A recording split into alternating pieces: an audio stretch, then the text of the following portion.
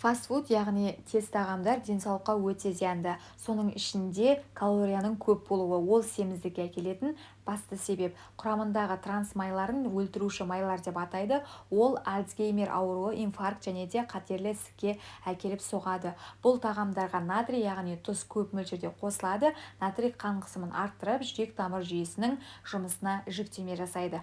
Фастфуд өнімдерінде пайдалы компоненттер өте аз, оны жиі жейтін адамда витамин жетіспеушілігі болады.